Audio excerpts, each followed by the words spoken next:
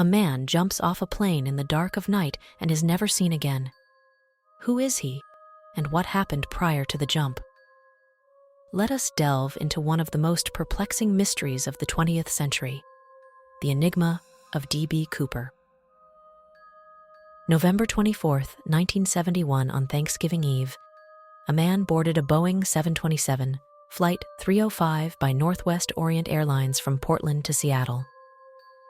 The man had identified himself as Dan Cooper, the name of a comic book Air Force hero who did fictional crazy stunts for the Royal Canadian Air Force. However, what started as an ordinary flight soon turned into a saga of intrigue and speculation. Cooper, sitting in seat 18C, calmly handed a note to flight attendant Florence Schaffner, claiming he had a bomb. The flight attendant was soon joined by a newbie, Tina Mucklow. Mucklow took a seat next to Cooper, and he opened his briefcase to show her the bomb.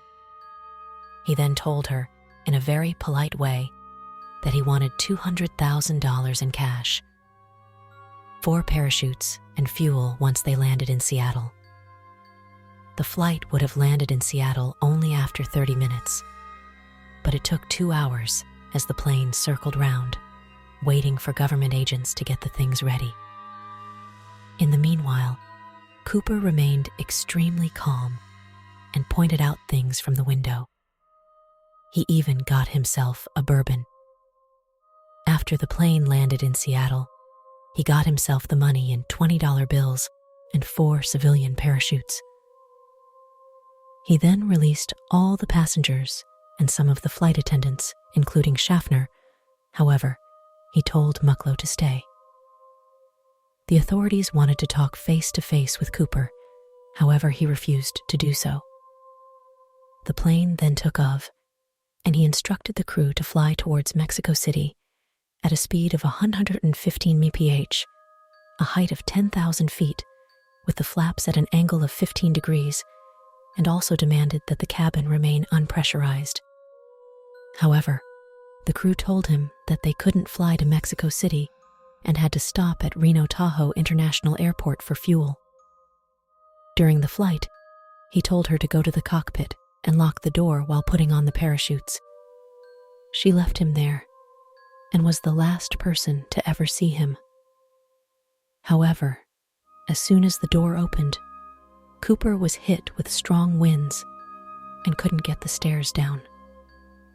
He told the pilot of his problem over intercom, and he slowed the plane down, after which Cooper opened the stairs. Cooper then did the unthinkable as he parachuted out of the plane, disappearing into the night with the money, never to be seen again. Even the Air Force F-106 pilots who had been in sky didn't see him. The subsequent manhunt and investigations turned up few leads and left more questions than answers. For many years, nothing was found until 1978, when a deer hunter found a card with instructions on how to lower a Boeing 727 stairs.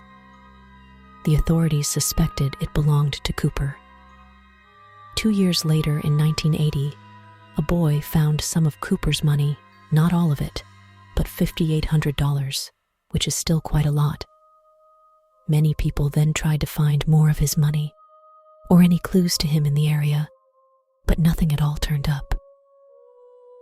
Over the decades, countless theories and suspects have emerged, the likes of Dwayne L. Weber, L.D. Cooper, Barbara Dayton, John List, and most famously, Richard McCoy Jr., who fit all the bills and committed a similar hijacking on April 7, 1972, for $500,000. However, despite him fitting the criteria, the FBI weren't convinced and closed the case in 2016. Some believe he perished in the wilderness, while others have speculated that he survived and lived a quiet life under an assumed identity. Could D.B. Cooper have been a mastermind criminal, or simply a desperate man pushed to extremes? The truth remains elusive, buried beneath layers of myth and speculation. So, who was D.B. Cooper? How did he evade capture? And perhaps most tantalizing of all, did he survive the daring jump? Are some questions that can never be answered not until new evidence is found. So for now, this case remains an unsolved mystery that may never be solved.